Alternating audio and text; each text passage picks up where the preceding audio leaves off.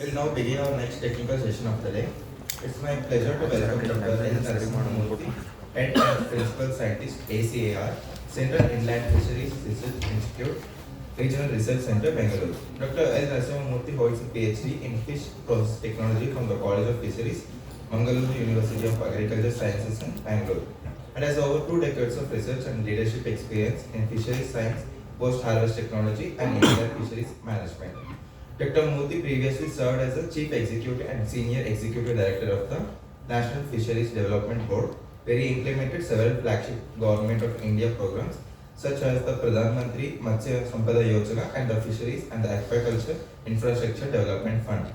He has authored more than 100 research papers, 6 book chapters, and 2 patents, received multiple national awards, including Lifetime Achievement Award 2024 and the Best NAAS Publication Award. Dr. Murthy also played a key role in the initiatives like Sagar Parikrama, the Matsya Setu mobile app, and the development of the National Inland Fisheries Aquaculture Policy. We are privileged to have him with us today to share his valuable insights. I now invite our coordinator to kindly welcome Dr. L. Narasimhamurthy.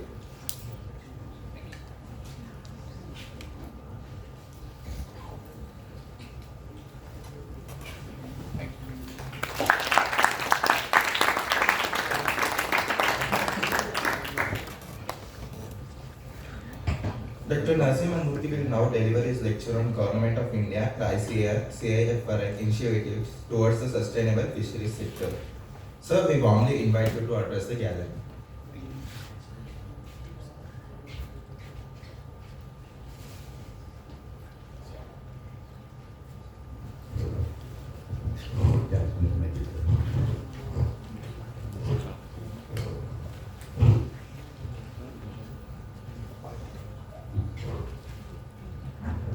Okay, thank you all.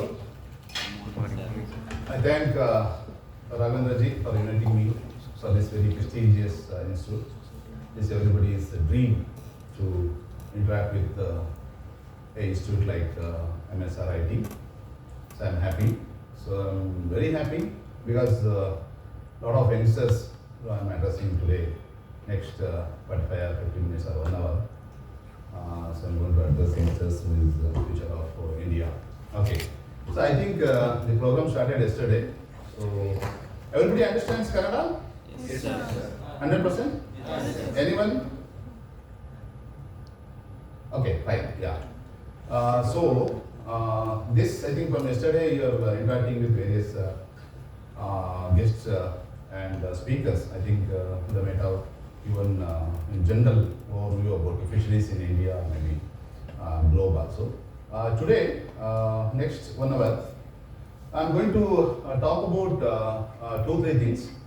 One is present status in Indian fisheries when it comes to export market and as industry or something like that.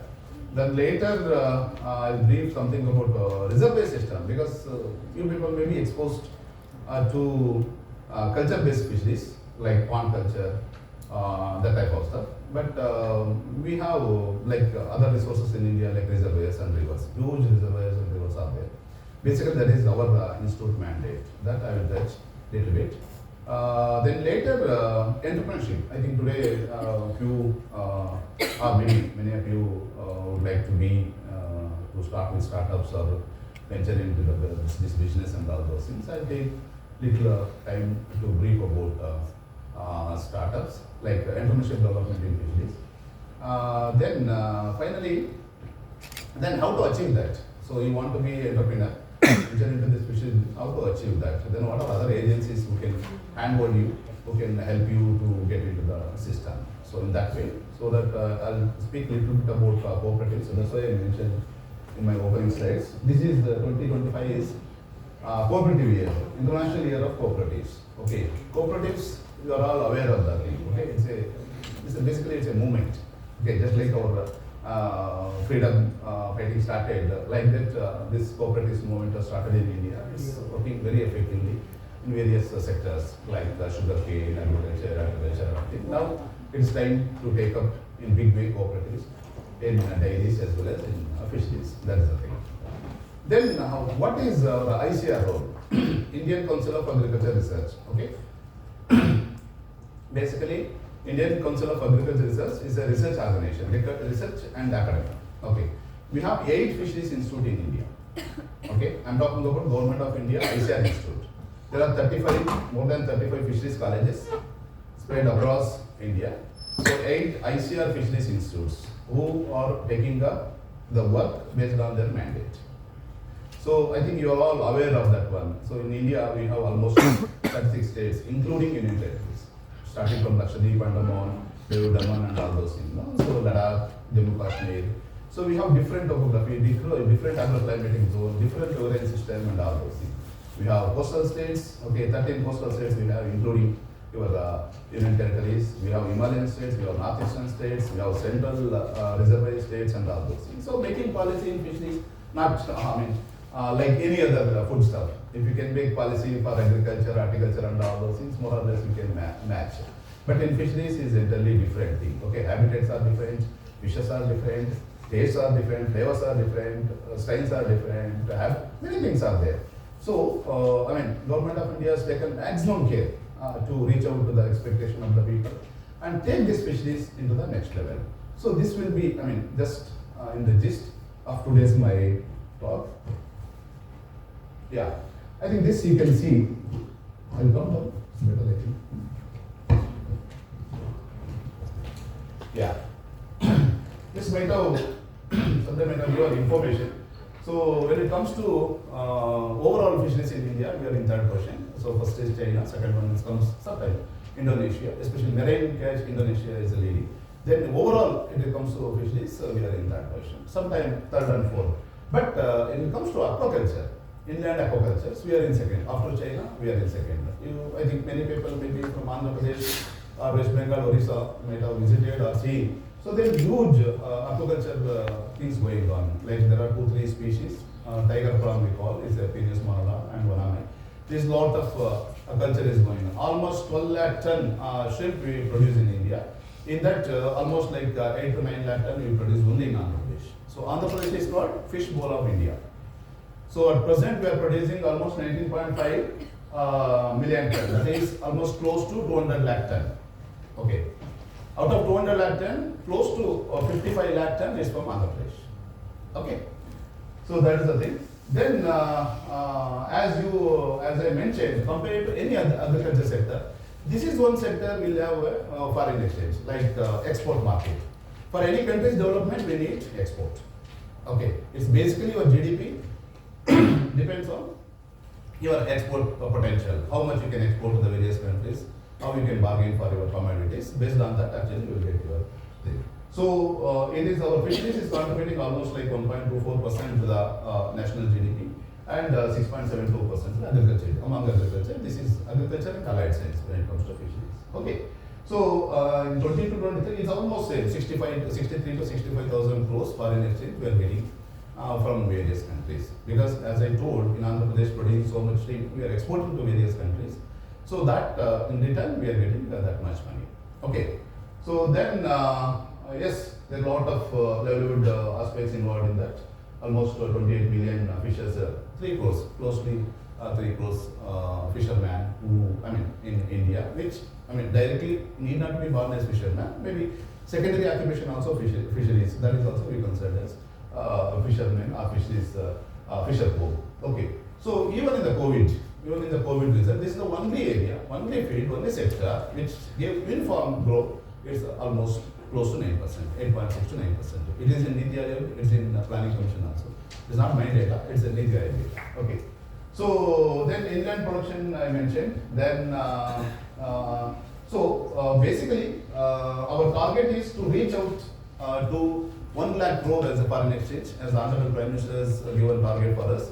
So by 25 or 26, we have to reach out to export market as 1 lakh crore. And 22 million, that is 222 lakh ton of fish production, which includes everything, marine fish, or freshwater, or brackish water, whatever you call. Okay. It's okay? It's boring? Huh? Not much response from youngsters. If it is boring, you tell me, we'll talk about Bihar election. I don't mind. But we prepared So every slide, it is prepared with some motto, with some something I want to convey to the youngsters. Okay. So simply I have not come here. I put my effort for the slides. Kindly see that. If anything is there, just raise your hand so that we can discuss. Okay. So I think SDGs, Sustainable Development Goals. This is very very important because we are all engineers. Engineers make the world. That one tagline I read somewhere long back, maybe 10, 15 years back. So you guys are technically sound, okay? So others, biology people can make little bit errors, but engineers can't make errors. So by considering that, so if you see that SDGs, so one is poverty, okay? So we are with food, whether your dairy products or agricultural products, horticultural products or fisheries products. So we are in food. So basic concept is to eradicate the poverty, okay? So you're all, I don't know whether you read Green Revolution, what is the motto behind the Green Revolution and all those things. In 70s, there were a lot of issues with the food. So, I mean, Indians, we used to go with a begging bowl, okay, to the ship. When American ship comes to that, border, our jetties, we used to go with the begging bowl, kindly give the wheat and all those things. Okay. So then later, visionary leaders, that time 70s leaders, thought that, okay, how many days we can do that? Then they gave importance for agriculture, Harit Kranti, what we call, or Green Revolution. So then we started bringing new yield, new thing, new varieties, everything, agriculture, horticulture, veterinary, fisheries, dairy and everything. So today we are self-sufficient. Tomorrow, today onwards, next 3 years, no rain, is full of drought, natural calamities. So not even, we cannot grow even 10 kilo, but still we need not worry. Next 3 years, so we have sufficient food. All our FCAs, Food Corporation of India is full of grains. Even tomorrow something goes for next 3 years also, we need that further. That means what? That means visionary leaders has given lot of importance for this country, understand the potential of the land, understand the potential of the reservoirs, understand the potential of all these things they made. Today we are self-sufficient. Okay, so youngsters should not forget this. Yeah. So that is SDG 1 is poverty. So most important is life below water. 14. SDG 14 is very very important. Life below water.